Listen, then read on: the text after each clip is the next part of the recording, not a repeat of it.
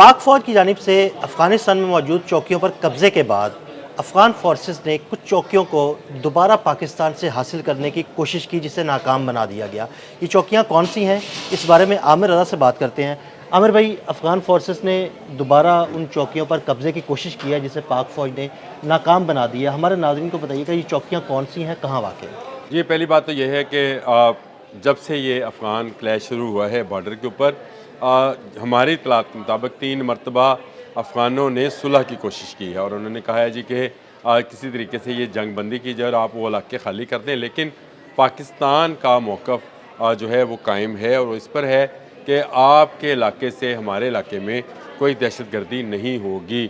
एक तरफ जो है वो पैगाम भिजवा रहे थे जंग बंदी का, सुलह का, और दूसरी तरफ वो अपनी छीनी हुई चौकियों को वापस लेने की तैयारियां कर रहे थे।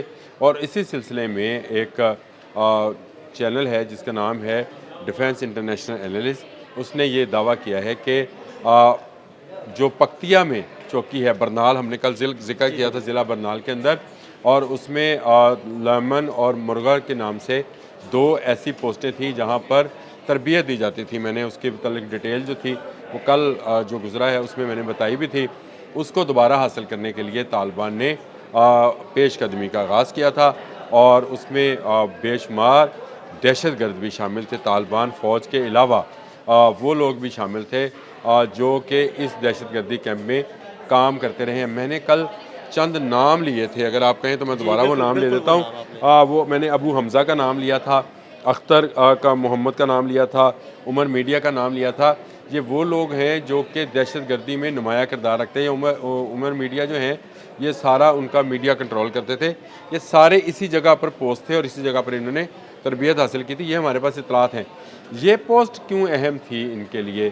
क्योंकि इसके सामने कुरम एजेंसी है और कुरम एजेंसी से ये लोग पहले भी ट्रैवल करते रहे हैं, पाकिस्तान में बिल्कुल। दहशतगर्दों को हाँ जी। दाखिल करते रहे हैं। और यही वजह है कि इस पोस्ट का हासिल करना उनके लिए अशद ज़रूरी था। एक तरफ वो अमन का पैगाम भेज रहे थे, लेकिन क्योंकि पाकिस्तान सिर्फ एक बात की गारंटी चाहता है कि हमारे मुल्क में आपकी बिल्कुल, आपकी तरफ कोई से दहशतगर्दी ना हो। दहशतगर्दी ना हो। लेकिन आप दहशतगर्दों को लेकर दोबारा पाक फ़ौज पर हमलावर हुए, तो शुक्र अल्हम्दुलिल्लाह पाक फ़ौज जो है वो एक लम्हे के लिए भी अपनी पलक को भी झपकती नहीं है पाकिस्तान की हिफाजत के लिए, पाकिस्तान के लोगों की हिफाजत के लिए। तो इसलिए वो इस मामले में बिल्कुल तैयार थे और उन्होंने ऐसा मुंह तोड़ जवाब दिया कि इनको वहाँ से कुछ लोग ज़ख्मी हो गए जी, और कुछ लोग जो है वो भागने में कामयाब हुए हैं। जिन गाड़ियों पे आए थे उन्हीं गाड़ियों में भागने पर अपने ज़ख्मियों को छोड़कर भाग गए हैं। यानी वो भी अब पाकिस्तान के लोगों के पास होंगे और उनके बिल्कुल। इलाज मुआवजा किया जा रहा होगा इंसानी हमदर्दी के तहत। लेकिन आप ये देखें कि ये किस कदर ख़तरनाक और किस कदर खौफनाक प्लान है कि जैसे ही आप किसी जगह पर अपनी आंखों को नीचे करेंगे तो वैसे ही ये आप पर हमलावर हो बिल्कुल। जाएंगे। इसलिए हम कहते हैं कि इन पर इतबार नहीं किया जा सकता, क्योंकि ये भारतीय स्पॉन्सर्ड दहशतगर्द हैं। और भारतीय स्पॉन्सर्ड दहशतगर्द का मतलब ये है कि ये उनके ज़र ख़रीद ग़ुलाम हैं। उन्होंने पैसे देकर इनको ख़रीदा हुआ है इस काम के लिए कि ये पाकिस्तान में दहशतगर्दी करेंगे, बदअमनी फैलाएंगे, फितनल ख़वारिज और फितनल हिंदुस्तान के ज़रिए ये पाकिस्तान के लोगों को, पाकिस्तान के सिक्योरिटी इदारों को, पाकिस्तान की पुलिस को, पाकिस्तान के हॉस्पिटल्स को निशाना बनाएंगे और बनाते भी रहे हैं माजी में। ऐसे ही है। अब इनका काम ये है कि ये दोबारा से वो चौकियाँ जो पाकिस्तान ने हासिल की थी, पाकिस्तान ने वहाँ से दहशतगर्दी का ख़ात्मा किया, वहाँ पर मौजूद दहशतगर्दी के कैंपों को ख़त्म किया, उसको ये दोबारा हासिल करना चाहते हैं। इनमें तो 2 इनके बटालियन हेडक्वार्टर्स हैं। मैंने कल उनका, एक तो दुरानी है और एक इनका शायद गजनाली है। 2 इनके बटालियन हेडक्वार्टर्स हाँ हैं जी। जो पाकिस्तान के कब्ज़े में है। अब तो वो फुटेजेस भी आ गई हैं जिसमें ये अपनी पेंटें छोड़कर भागे हुए हैं, पेंटें लटकी हुई दिखा दी हैं हाँ जी। कि ये छोड़ के भाग गए थे। अगर आप में इतनी ज़रूरत है तो आप फिर आएँ पाकिस्तान की तरफ, जब भी आप आना चाहेंगे आपको निशाना बनाया जाएगा। याद रखें, पाकिस्तानी खुले दिल के लोग हैं। मेहमान बन के आएंगे तो दिलो जान आप पर निछावर है, दुश्मन बन कर आएंगे तो फिर वापस नहीं जा नहीं, ये पाएंगे। दुश्मन बन के ही आते हैं और रात के अंधेरे में जो है ना वो देखें, पाकिस्तान में दाखिल होने मुझे की कोशिश याद करते मुझे हैं। जिस याद तरह है। रात के अंधेरे में भारत हमला करता है, दिन में तो उसकी हिम्मत नहीं होती। देखें, पहली बात तो ये है कि जो भी बुज़दिल होता है वो इसी बात का इंतज़ार करता है कि शायद किसी वक्त जो है हमारा मद्दे मुकाबल जो है उसकी आंख झपक जाए या आंख उसको लग जाए उस वक्त हमला करें। तो ये तो भारत की पुरानी स्ट्रेटजी रही है और इसी स्ट्रेटजी पर अब अफ़गान अमल कर रहे हैं। तो ये इंडियन प्रॉक्सी वॉर है जो मुसल्लत की जा रही है पाकिस्तान के ऊपर, लेकिन पाकिस्तान इसका उसी तरह से जवाब देगा जिस तरह से ऑपरेशन सिंदूर में जवाब दिया था। इसी तरह से अफ़गानों को जवाब दिया गया और अफ़गानों को ना सिर्फ जवाब दिया गया है बल्कि इंतबाह किया गया है कि अभी आपकी तरफ कोई ऐसा मिज़ाइल, कोई ऐसा जहाज़, कोई ऐसा बॉम्ब जो है इस्तेमाल नहीं किया गया। ये रवायती छोटे हथियार हैं और छोटा असला है जिसके ज़रिए आपको सिर्फ ये बावर कराया गया है कि भाई आप पाकिस्तान की तरफ नहीं आएंगे, अपने मुल्क में रहेंगे तो आप महफूज रहेंगे, लेकिन अगर आप पाकिस्तान को गैर महफूज करेंगे तो फिर आप अपने मुल्क के अंदर भी महफूज नहीं रहेंगे। कल से बहुत सारे लोग तबसरा कर रहे थे, कुछ लोगों ने मुझे कहा कि आप मैसेजेस भी किए कि ये तो अफ़गानिस्तान है और अफ़गानिस्तान में रशिया भी नाकाम हुआ था, पाकिस्तान ने नाकाम बनाया था। आप हिस्ट्री पढ़ के देखें ज़रा। बिल्कुल ऐसे ही यहाँ ये पर सारी पाकिस्तान की कोशिशें थी तो तभी वो रशिया को नाकाम सबसे बनाने में बड़ी कामयाब बात हुए, ये थी अमेरिका को नाकाम कि बनाने में मैंने कल कामयाब भी हुए। ये बात की थी, आज भी आपने बिल्कुल सही कहा।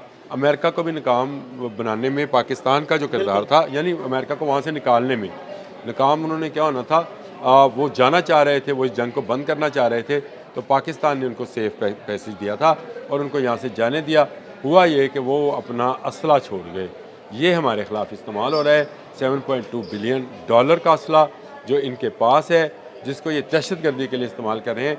ये अगर अपने मुल्क की हिफाजत के लिए इसको इस्तेमाल करें, अपने लोगों की फलाह के लिए इस्तेमाल करें, उनकी जानो माल की हिफाजत के लिए इस्तेमाल करें, तो शायद हम भी इसमें इनकी मदद करें। ये जो पाकिस्तान में अफ़गान महाजरीन हैं, उनकी आबादकारी के लिए पाकिस्तान से मदद मांगे तो पाकिस्तान दिलो जान से उनको जो है मदद करने को तैयार है। पाकिस्तान भी, पाकिस्तान की आवाम भी, जिस तरह 40 साल पाकिस्तान ने अपना पेट काट कर इनको पाला पोसा है, इसी तरह पाकिस्तान इनकी आबादकारी में भी इनकी मदद कर सकता है। आप अंदाज़ा करें, सिर्फ एक बात का अंदाज़ा करें कि जो महाजरीन यहाँ से जा रहे हैं उनके बच्चों को हम पोलियो के कतरे भी पिला रहे हैं, ऐसे ही। उनको अद्वियात, उनको पैसा भी साथ दे रहे हैं। आपको पता है कैश पैसा भी दिया जाता है ताकि वहाँ जाके परेशान ना हो। ये है एक खुले दिल का हमसाया जो अपने दुश्मनों से भी ऐसे ट्रीट करता है कि जैसे वो इनके यहाँ मेहमान थे, और बिल्कुल हमने मेहमानों की तरह रखा, लेकिन आपने उस मेहमानदारी को शायद हमारी कमज़ोरी समझ लिया और इसीलिए आपने भारत के साथ हाथ मिलाया। हाथ मिलाने के बाद आपने वहाँ से फंडिंग ली इस काम के लिए कि आप पाकिस्तान की मगरबी सरहद को जो है वो इंगेज करेंगे। याद रखें, आपको इंगेज रखना या आपको जवाब देना हमारे लिए कोई मायने नहीं रखता है। अगर हम अपने से 10 गुना बड़े दुश्मन को शिकस्त दे सकते हैं, और इसीलिए पाकिस्तान के फील्ड मार्शल का जिक्र जो है कल फिर हुआ शर्मुल शेख में, डोनाल्ड ट्रंप ने किया। उन्होंने कहा माई फेवरेट जो है फील्ड मार्शल।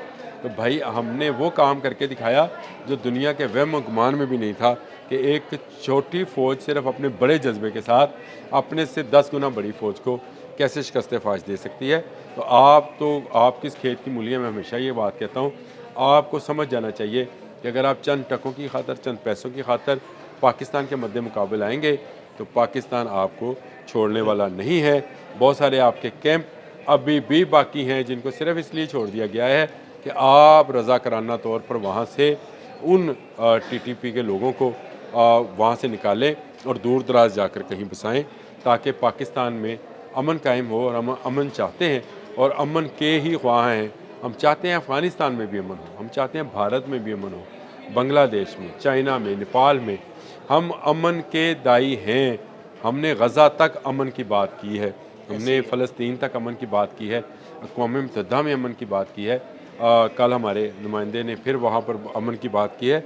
तो हम अमन से रहना चाहते हैं, लेकिन अगर कोई हमारे अमन में खलल डालेगा तो फिर वो अमन और सुकून से सो नहीं पाएगा। बहुत शुक्रिया आमिर भाई जी। बिल्कुल, आमिर रज़ा ने बड़ी तफसील के साथ आपको उन चौकियों के बारे में बताया जिन चौकियों पर तालिबान की तरफ से दोबारा कब्जे की कोशिश की गई और उस कब्जे की कोशिश को पसपा कर दिया गया पाक फ़ौज के जवानों की जानिब से।